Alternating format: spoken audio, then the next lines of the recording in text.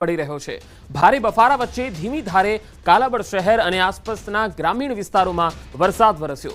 કાલાવડ પંથકમાં વરસાદ શરૂ થતા વાતાવરણમાં ઠંડક ફેલાઈ ગઈ।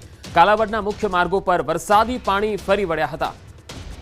તો જામનગરના અનેક વિસ્તારોમાં આજે વાતાવરણમાં પલટો આવ્યો। ખાસ તો કાલાવડ તાલુકો અને તેની આસપાસના જે ગ્રામ્ય વિસ્તારો છે તેમાં અચાનક વાતાવરણ પલટાયું અને વિવિધ વિસ્તારોમાં વરસાદ શરૂ થઈ ગયો, જેના પગલે મુખ્ય માર્ગો પર વરસાદી પાણી ફરી વળ્યા। જોકે હવામાન વિભાગે પણ કહ્યું છે કે ગુજરાતના જે દરિયાકાંઠાના વિસ્તારો છે તેમાં આગામી 7 દિવસ સુધી વરસાદી માહોલ રહેશે। કેટલાક વિસ્તારોમાં ધીમી ધારે વરસાદ પડશે। જામનગરથી સંવાદદાતા કિંજલ કારસરી અમારી સાથે જોડાયા છે। કિંજલ, જામનગરમાં માત્ર કાલાવડમાં વરસાદ છે કે અન્ય તાલુકામાં પણ છે?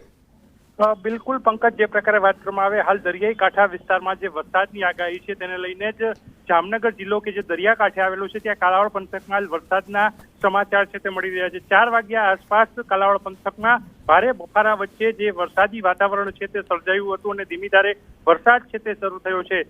1-2 દિવસ અગાઉ ત્યાંના નવાગામ અને આસપાસના જે ગ્રામ્ય વિસ્તાર છે ત્યાં પણ હાલ કાલાવડ પંથકમાં ધીમી ધારે વરસાદ શરૂ થયો છે અને કાલાવડ શહેર છે તે કાલાવડ તાલુકા મથકનું શહેરી વિસ્તાર છે ત્યાં રસ્તા ઉપર વરસાદી પાણી પણ વહ્યા છે। આસપાસના ગ્રામ્ય વિસ્તાર છે કાલાવડના ત્યાં પણ વરસાદ છે તે જોવા મળ્યો છે। બીજી તરફ વાત કરવામાં આવે, જામનગર જિલ્લાના તમામ જે તાલુકાઓ છે ત્યાં પણ સવારથી જ જે વાદળછાયું વાતાવરણ છે તે જોવા મળી રહ્યું છે।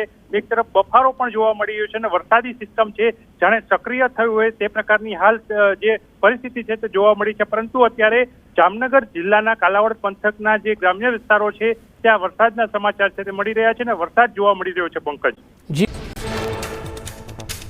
વિસાવદર વિધાનસભાની ચૂંટણીમાં સાધુ સંતો મેદાનમાં ગોપાલ ઇટાલિયા સામે મહેશ ગિરીબાપુએ વ્યક્ત કર્યો આક્રોશ। સનાતન ધર્મ વિરુદ્ધ કરી હતી ગોપાલ ઇટાલિયાએ ટિપ્પણી। કથાઓમાં જનાર માતા બહેનોને નાચવાવાળા કહ્યા છે ઇટાલિયાએ।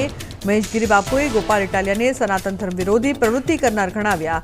કંસ અને રાવણની સાથે ગોપાલ ઇટાલિયાની કરી સરખામણી। મહેશ ગિરીબાપુ બાદ કિન્નર અખાડાના નીલમદે માતાજીએ પણ ગોપાલ ઇટાલિયા વિરુદ્ધ વ્યક્ત કર્યો આક્રોશ।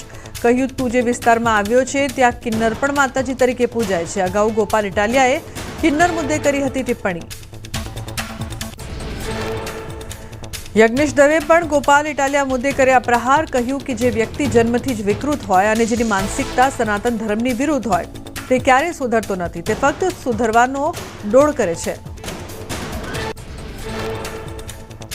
વિસાવદર વિધાનસભા પેટા ચૂંટણીમાં ખાતરનો મુદ્દો ગાજ્યો। આપના ઉમેદવાર ગોપાલ ઇટાલિયાનું ખાતર મામલે પ્રહાર। કહ્યું, દારૂ ખુલ્લા મળે છે અને ખાતરની 3 થેલી માંગીએ તો 1 જ મળે। દારૂની બોટલ જોઈએ એટલી મળે પણ ખાતર ન મળતું હોવાના આરોપ।